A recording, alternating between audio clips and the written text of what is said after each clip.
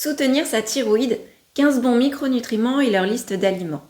Dans cette vidéo, nous verrons que les symptômes d'hypothyroïdie peuvent parfois venir de simples carences alimentaires et que dans ce cas, un simple rééquilibrage vous permettra de vous sentir beaucoup mieux. Je suis Isabelle Descamps, diététicienne et formatrice en pleine santé thyroïdienne.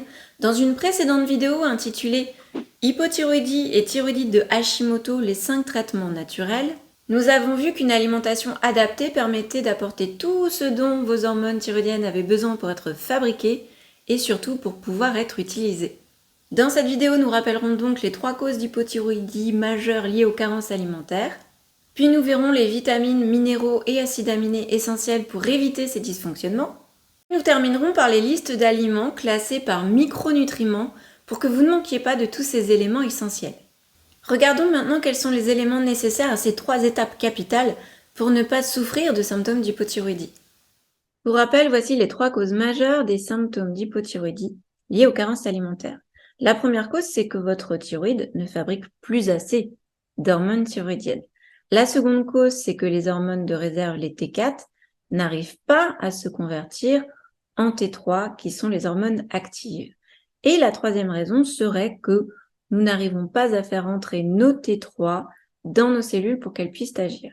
Les éléments nécessaires à la production des hormones thyroïdiennes T4 et T3 sont un acide aminé qu'on appelle la tyrosine et de l'iode. Alors, dans la T4, on a 4 atomes d'iode et dans la T3, nous n'avons plus que 3 atomes d'iode.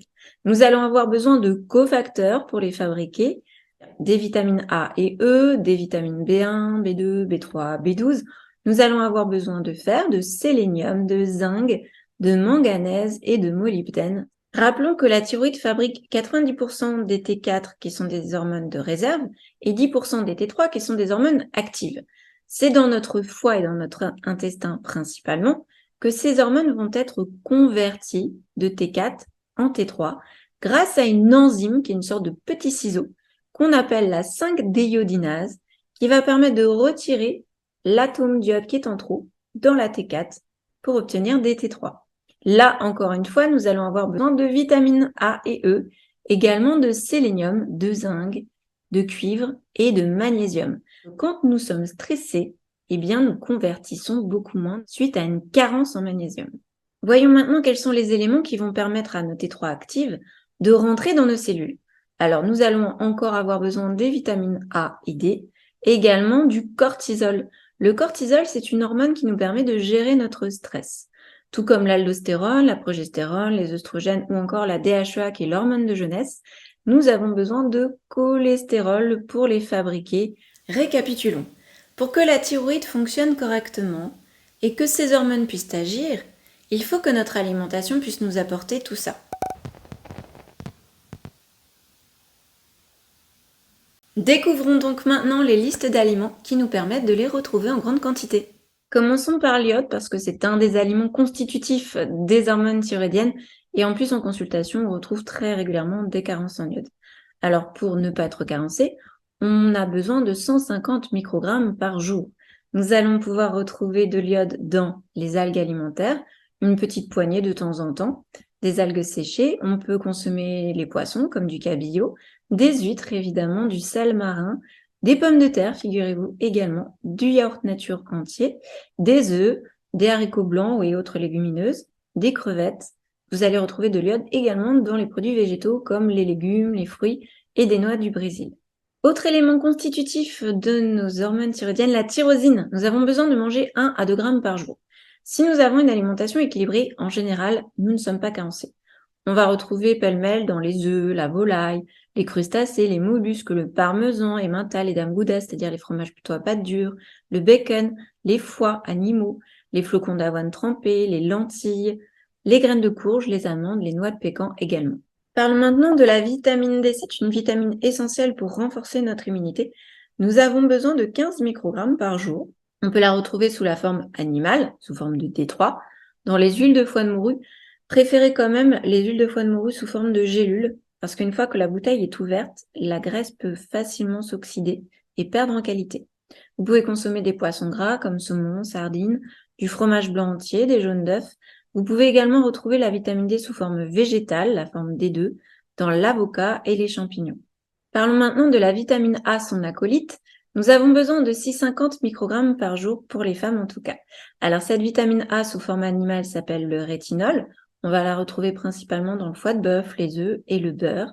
On va la retrouver également sous forme de provitamine A, les fameux caroténoïdes, la forme végétale, patates douces, carottes, épinards, fruits oranges, rouges, très colorés, nous permettront de ne pas être carencés.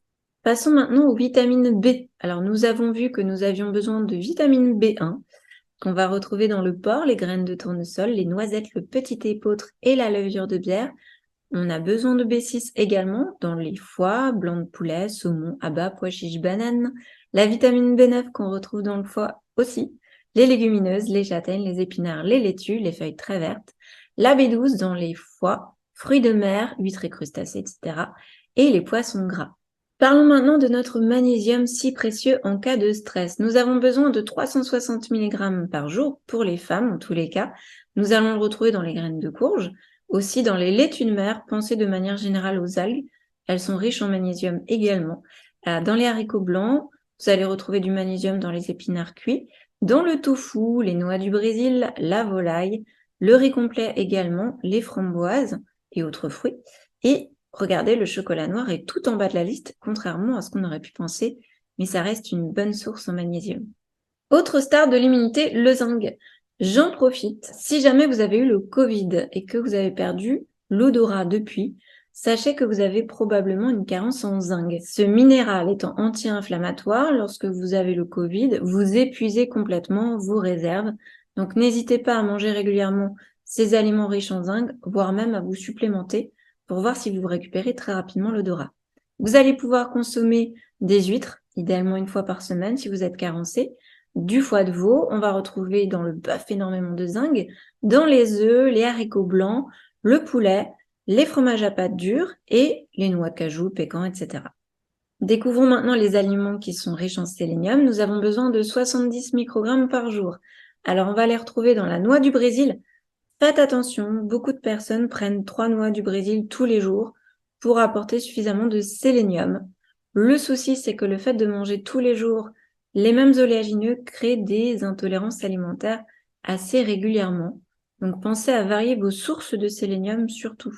Vous pourrez consommer également du poisson comme le flétan, des crevettes, du jambon rôti, de la dinde, des noix de Saint-Jacques et des graines de tournesol. Je vous présente maintenant les aliments qui sont riches en fer. Si vous avez une anémie, surtout n'hésitez pas à consommer plus régulièrement ces aliments. Il y a 2 types de fer. Le fer héminique d'origine animale, on va retrouver boudin, abats, foie et rognon, les viandes rouges, poissons, les palourdes et les moules et les œufs principalement.